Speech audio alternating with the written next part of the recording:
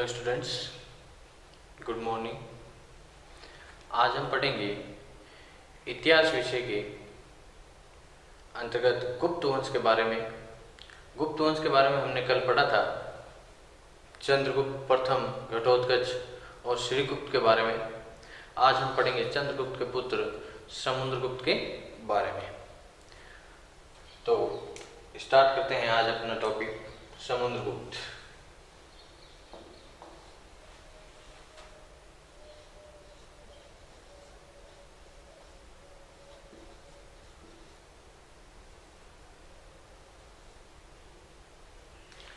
समुद्रगुप्त, पिता का नाम चंद्रगुप्त प्रथम, माता का नाम कुमार देवी।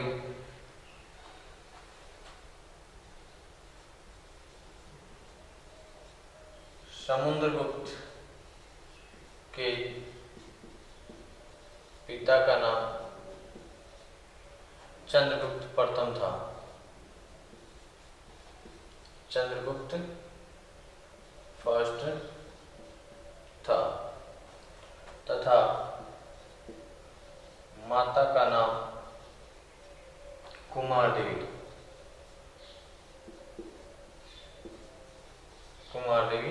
था, जो लिच्छवी राजकुमारी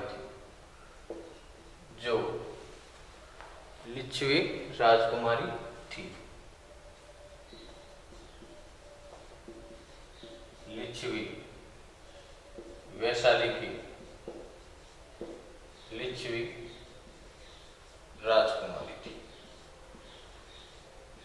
अब हमने पढ़ा था कि लिच्छवियों से जो संबंध बनाने का काम शुरू किया था वो घटोत्कच के समय से हुआ। चंद्रगुप्त प्रथम ने उन संबंधों में थोड़ी और प्रगाढ़ता या हम कह सकते हैं कि सुदृढ़ता स्थापित की थी। उसके पश्चात जो समुद्रगुप्त है, इन्होंने लिच्छवियों से लगातार संबंध वो अच्छे बनाए रखे थे।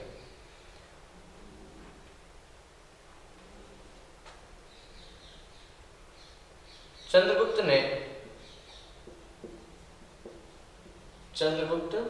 ने अपने सुयोग्य पुत्र को अपना उत्तराधिकारी नियुक्त किया।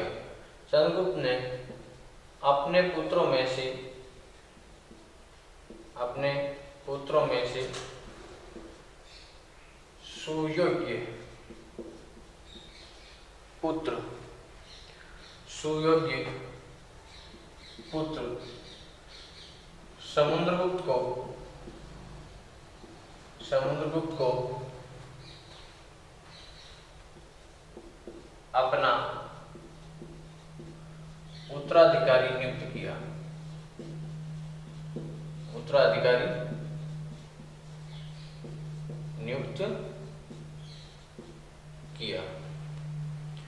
अब समुद्रगुप्त को उत्तराधिकारी नियुक्त किया और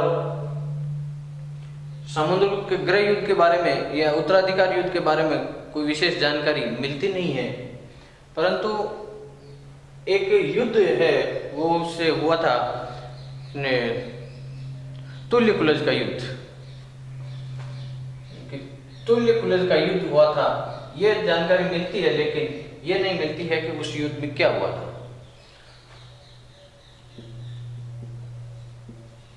तुल्यकुलज से युद्ध की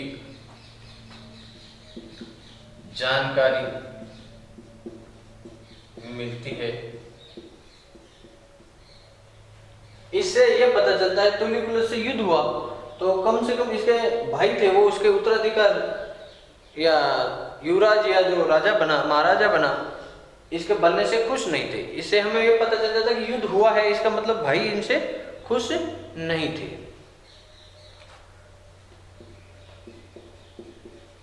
इससे पता चलता है कि इस उत्तराधिकार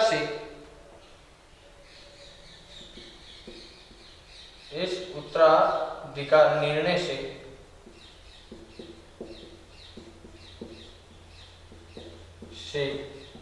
समुद्रगुप्त के भाई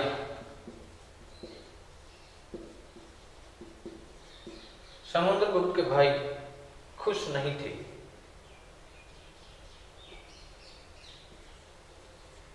खुश नहीं थे। समुद्रगुप्त गुप्त साम्राज्य में या गुप्त वंश में अब तक हुए शासकों में सबसे ज्यादा शक्तिशाली साबित हुआ था।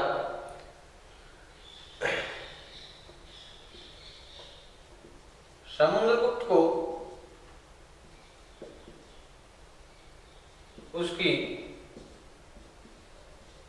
दिग्विजय नीति व कूटनीतिज्ञता के कारण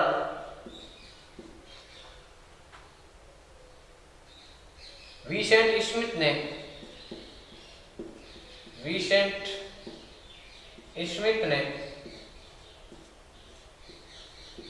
ने भारत का नेपोलियन कहा था। भारत का नेपोलियन कहा था। परंतु ये नेपोलियन से भी ज्यादा शक्तिशाली माना जा सकता है, क्योंकि नेपोलियन की तो कहीं ना कहीं हारें हैं वो हमारे सामने आती है। इसकी हार भी नहीं हुई थी। इसने अपने साम्राज्य का काफी ज्यादा विस्तार किया था। समुद्रगुप्त के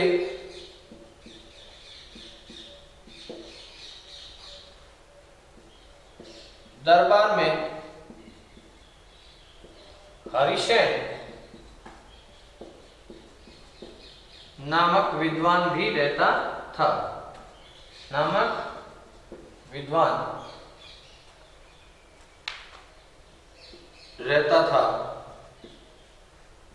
जो राजकवि व महासंधि विग्राहक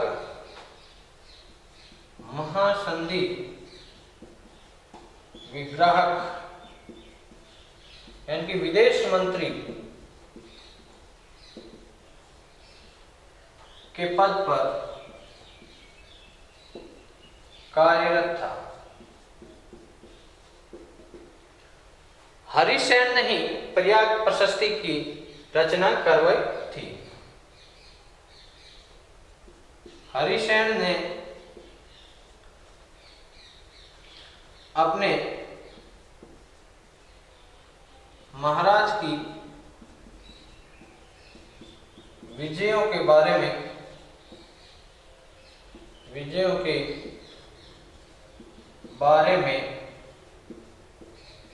प्रयाग प्रशस्ति में गुणगान किया है। अब प्रयाग प्रशस्ति इलाहाबाद उत्तर प्रदेश में स्थापित किया गया है। तो ये पहले अशोक का जो कौशाम्बी स्तंभ लेख है वो ही प्रयाग प्रशस्ति है। इनके अशोक ने कौशाम्बी में जो स्तंभ लेख स्थापित करवाया था वो स्तंभ लेख, उस पर समुद्रगुप्त के बारे में कुछ जानकारी लिख दी और प्रयाग में लाकर स्थापित कर दिया गया, इसलिए वो प्रयाग प्रशस्ति कहलाता है।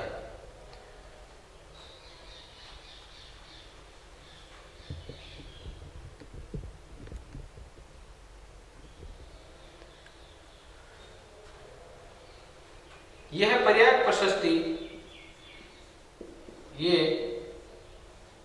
प्रशस्ति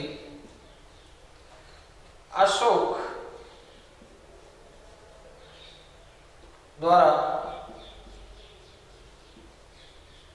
स्थापित स्तंभ लेख था जो कौशाम्बी से लाकर प्रयाग इलाहाबाद उत्तर प्रदेश में स्थापित करवा दिया गया था। प्रयाग इलाहाबाद उत्तर प्रदेश में स्थापित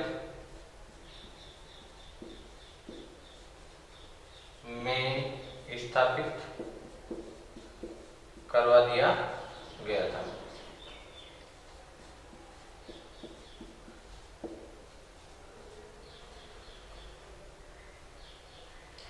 इस पर अशोक की बातें हैं वो लिखी हुई थी। फिर समुद्रगुप्त ने अपनी दिग्विजय या विजयों के बारे में इस पर है वो प्रयाग प्रशस्ति पर लिखवा दिया था। तो अब तक का जो है इसका स्क्रीनशॉट ले लीजिएगा।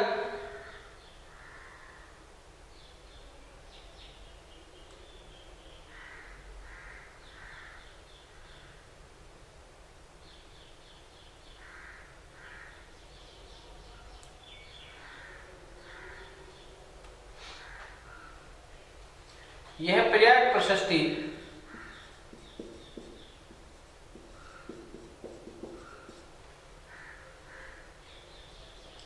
ब्राह्मी लिपि और जो इसमें शैली आती है वो है चंपू शैली। ब्राह्मी लिपि यानी अशोक ने लिखवाई प्रयाग प्रशस्ति पे जो बातें लिखाई थी, अशोक का जो कौशाम्बी का स्तंभ लेख है वही प्रयाग प्रशस्ति है। तो कौशाम्बी में जब ये स्तंभ लेख स्थापित करवाया था अशोक ने तो ब्राह्मी लिपि यूज की थी। प्रयाग प्रशस्ति ब्राह्मी लिपि व संस्कृत भाषा में, ब्राह्मी लिपि व संस्कृत भाषा की चंपू शैली में,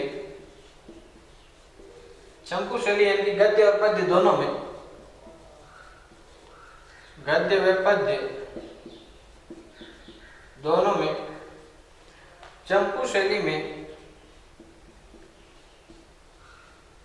लिखा गया है।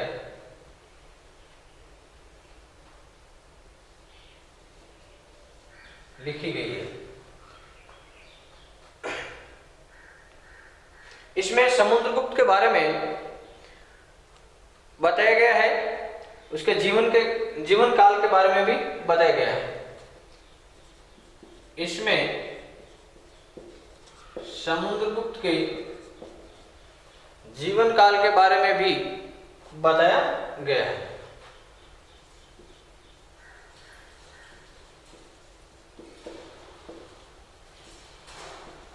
बारे में भी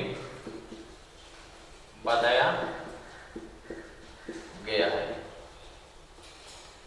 समुद्रगुप्त ने दिग्विजय नीति अपनाई थी जिसमें उसने उत्तर भारत के 9 राजाओं तथा दक्षिण भारत के 12 राजाओं को परास्त किया था। पर्शवोद्धरण उत्तर भारत के राजाओं के साथ तथा दक्षिण भारत के राजाओं के साथ ग्रहणानुमोक्ष अनुग्रह की नीति अपनाई थी। पर्शवोद्धरण के अंतर्गत यानी उन राज्यों को जीतकर उसने अपने साम्राज्य में मिला लिया था, तब जबकि ग्रहण मोक्ष अनुग्रह नीति के अनुसार उन पर अधिकार किया। फिर उनको अनुग्रह करने पर छूट दे दी गई कुछ कर और टैक्स लेकर के, जो कि उस वक्त की राजनीतिक कूटनीतिक या राजनीतिक समझ का प्रतीक है, क्योंकि दूरस्थ राज्यों पर समुद्रगुप्त के वहां से शासन स्थापित करना थोड़ा कठिन था। जब दक्षिण में समुद्रगुप्त ने शासन स्थापित किया था तो उत्तर भारत में एवं आठविक राज्यों में विद्रोह होने शुरू हो गए थे। तो ये समुद्रगुप्त के बारे में जो ऊपरा ऊपरी डिटेल, फिर अब हम पढ़ेंगे उत्तर भारत एवं दक्षिण भारत के राज्यों पर समुद्रगुप्त ने जो आक्रमण किए थे उनके बारे में।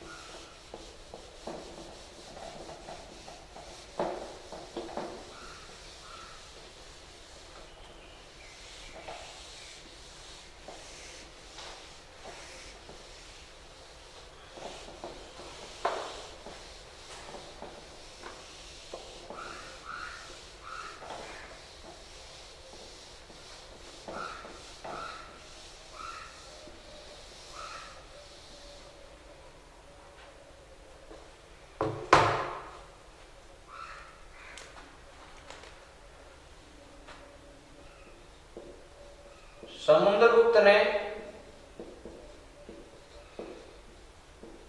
आर्यवर्त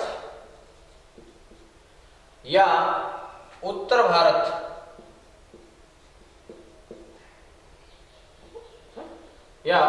भारत के 9 राजाओं को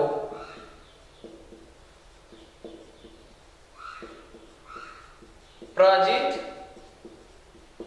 किया था। इनमें सबसे पहले इसने नागवंश के 2 शासक हैं अच्युत और नागसेन को परास्त किया था। इनमें सबसे पहले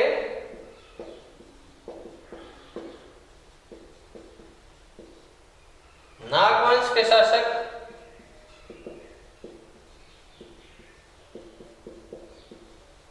अच्युत व नागसेन को पराजित कर खदेड़ दिया।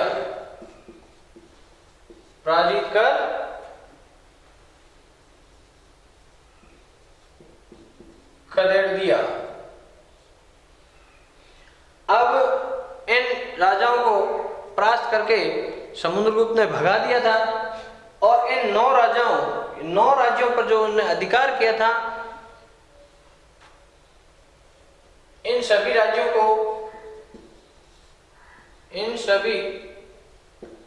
को राजपक्षोद्धरण की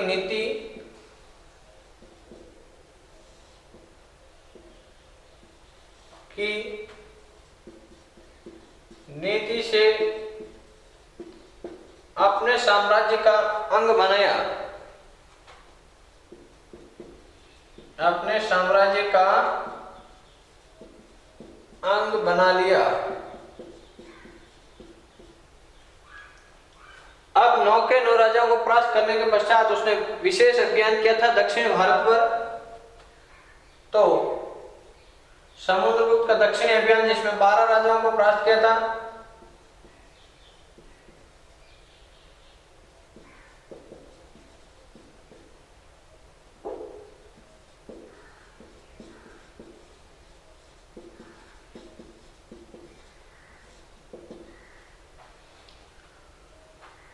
समुद्रगुप्त ने दक्षिण भारत के 12 राजाओं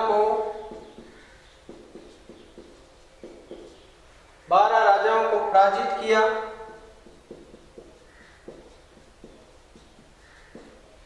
तथा अपने साम्राज्य का विस्तार सुदूर दक्षिण तक किया।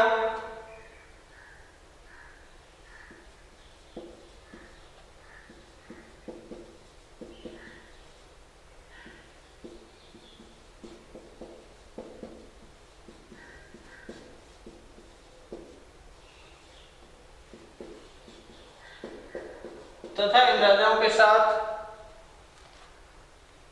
इन राज्यों को जीतने से या इन राज्यों का समुद्रगुप्त की राजधानी से दूर स्थित होने के कारण इन राज्यों का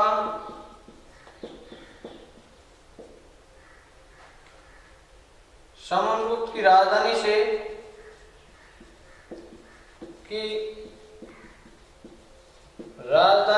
यानी कि पाटलिपुत्र, अब राजधानी अयोध्या नहीं है, समुद्रगुप्त की राजधानी से दूर होने के कारण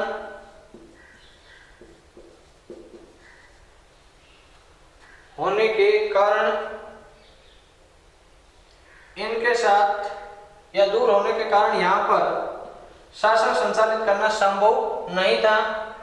दूर होने के कारण शासन संचालित करना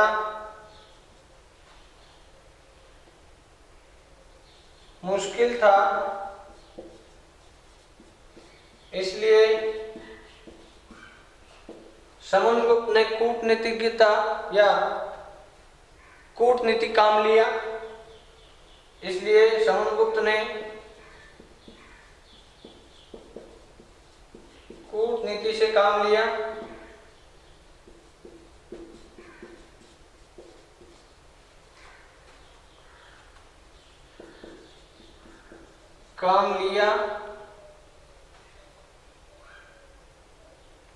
तथा इन राज्यों के साथ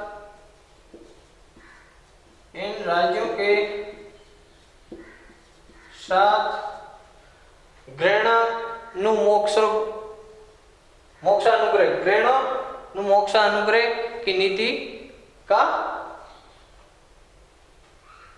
प्रयोग किया था।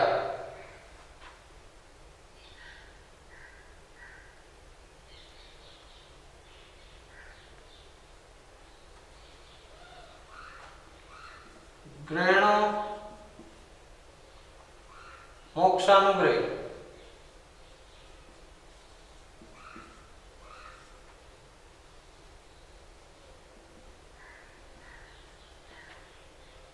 की नीति अपनाई।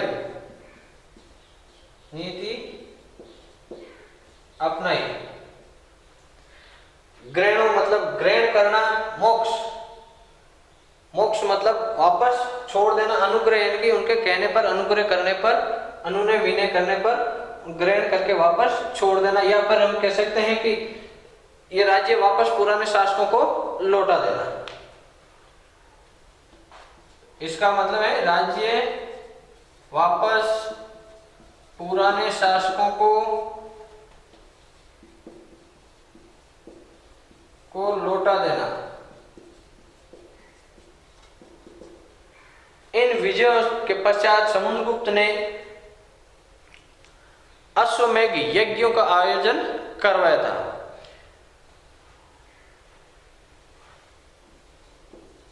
इन विजयों के पश्चात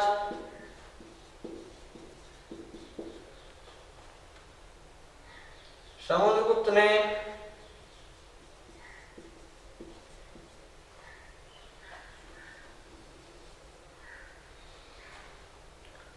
अश्वमेध यज्ञ का आयोजन करवाया था।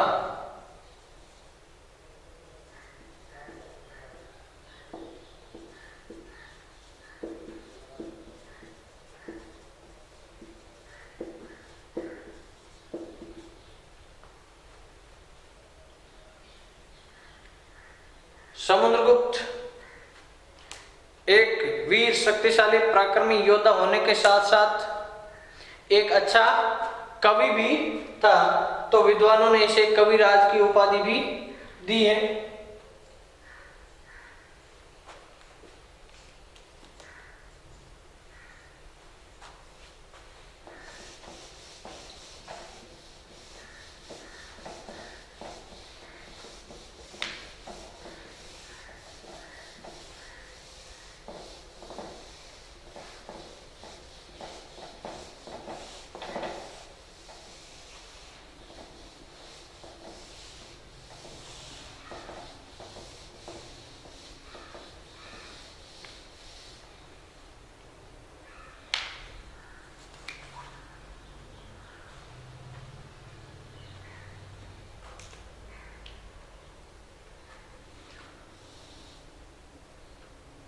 आर्टिक राज्यों पर भी समुद्रगुप्त ने अपना अधिकार जमाया था या अधिकार किया था। उनके साथ नीति अपनाई थी, वो थी परिचारीकरण, यानी कि सेवक बना लेना। उसके तहत समुद्रगुप्त ने आर्टिक राज्यों पर भी आक्रमण किया तथा उन्हें विजित किया। उनके साथ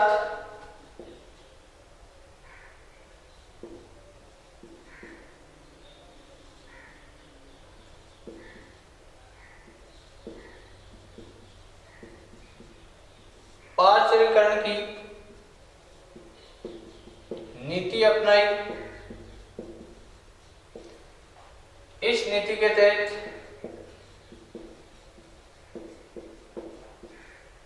उन्हें अपना सेवक बना लिया।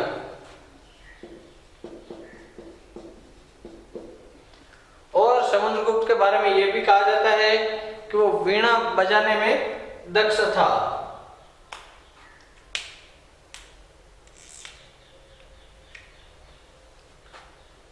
समुद्रगुप्त स्वयं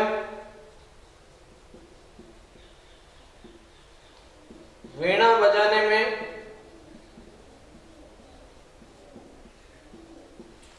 दक्ष था, जिसने तुंब्रु व नारद को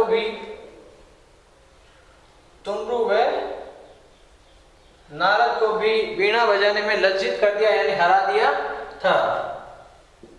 नारद को भी वीणा वादन में हरा दिया था। अनेक प्रकार के सिक्के भी डलवाए थे। अब वीणा बजाने में इतना दक्ष था, साथ ही साथ वो मतलब एक कला प्रेमी था, तो इसलिए विद्वानों ने इसे एक उपाधि दे रखी, कविराज की। विद्वानों ने समुद्रगुप्त कला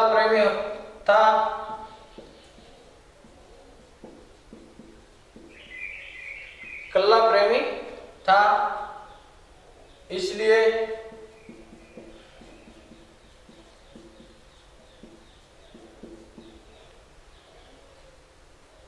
यानी कि वीणा बजाने में, गायन में, यानी हर एक कला में वो प्रवीण था, इसलिए विद्वानों ने इसे कविराज की उपाधि भी दे दी। विद्वानों ने समुद्रगुप्त को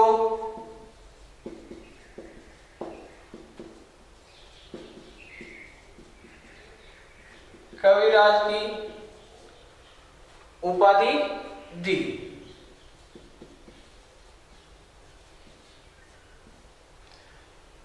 उनके समुद्रगुप्त ने जो सिक्के हैं, समुद्रगुप्त द्वारा ढलाए गए सिक्के, उनमें समुद्रगुप्त ने एक तरफ इसका वीणा बजाते हुए जो चित्र अंकित किया गया है, तो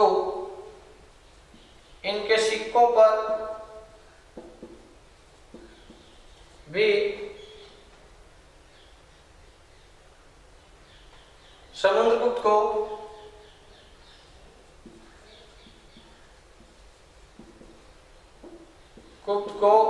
वीणा बजाते हुए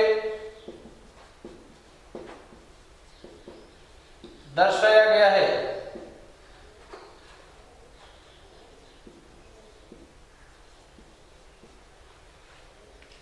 अब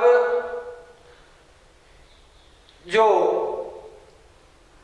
मध्य प्रदेश के सागर जिले में एरन अभिलेख है, उस अभिलेख एवं रिद्धपुर जो अभिलेख है उससे पता चलता है प्रभावती गुप्त का जो रिद्धपुर का अभिलेख है उसमें उसने बताया था समुद्रगुप्त को अनेकाधिक अश्वमेध यज्ञ करवाने वाला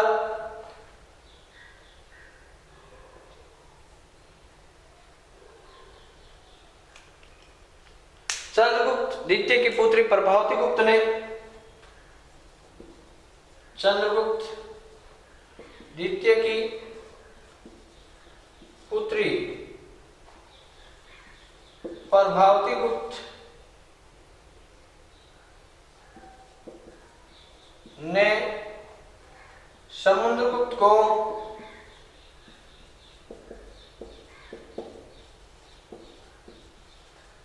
अनेक अश्वमेध यज्ञ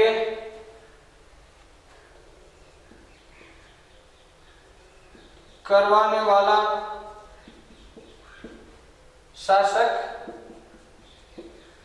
बताया।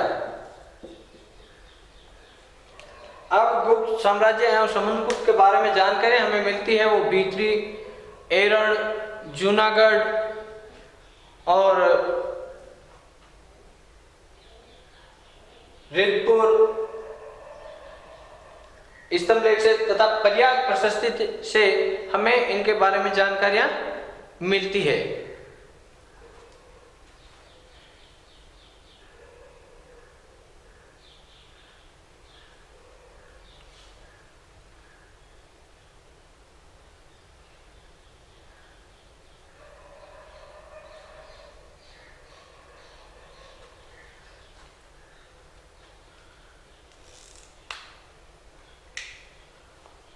समुद्रगुप्त ने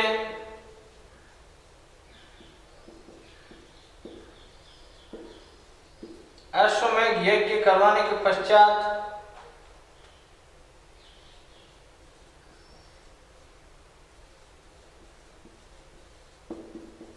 अश्वमेध पराक्रमक की उपाधि धारण की तथा अश्वमेध पराक्रमक के सिक्के भी जारी किए थे।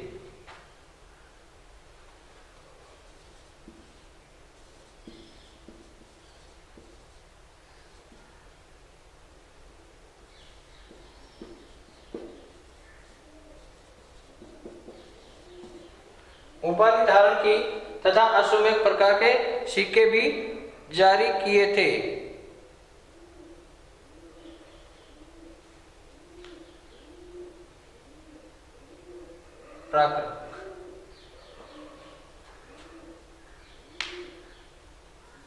उपाधि धारण की तथा अश्वमेध प्रकार के सिक्के भी जारी किए थे।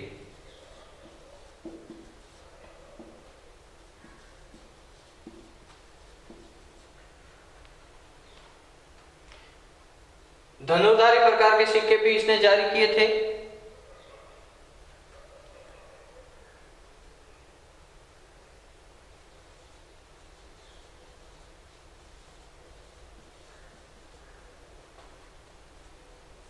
व्याघ्र पराक्रमक या पराक्रमक धनुर्धारी प्रकार के सिक्के जारी किए थे।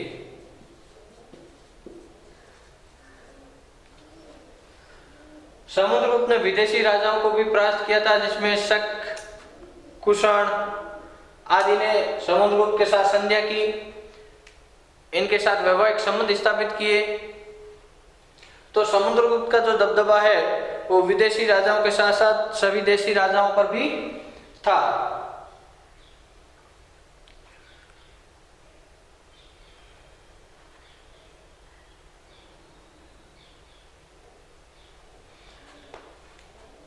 इसलिए समुद्रगुप्त को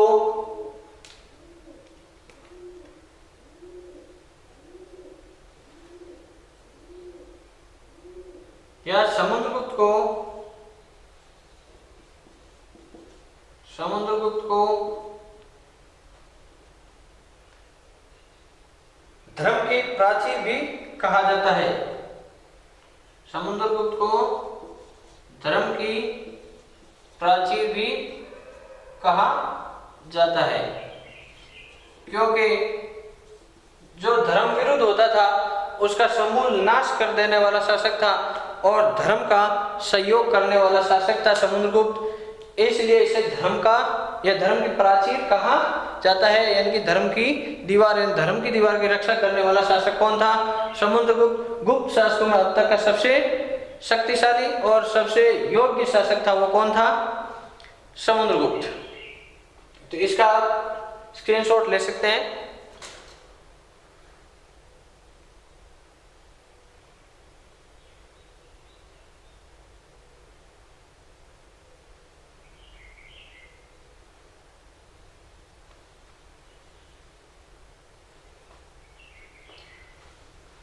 गुप्त राजा थे वो वैष्णव धर्म के धर्मावलंबी थे। तो समुद्रगुप्त भी वैष्णव धर्मावलंबी था।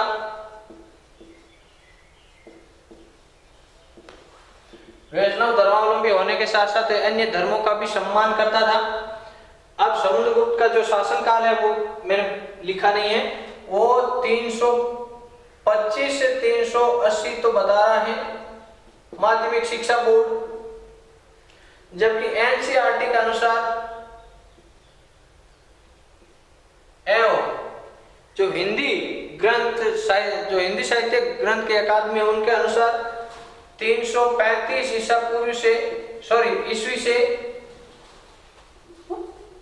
380 ईस्वी तक इसे सही माना गया है। 335 से 380 ईस्वी तक समुद्रगुप्त का शासनकाल रहा था।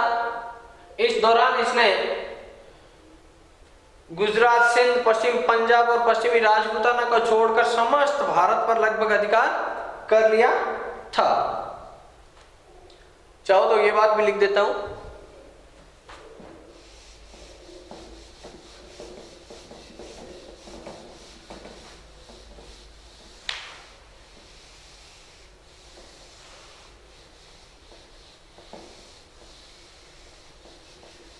सुदूर दक्षिणी राज्यों को छोड़कर, यानी कि चेर, चोल, पांड्य वाले जो राज्य थे उनको छोड़कर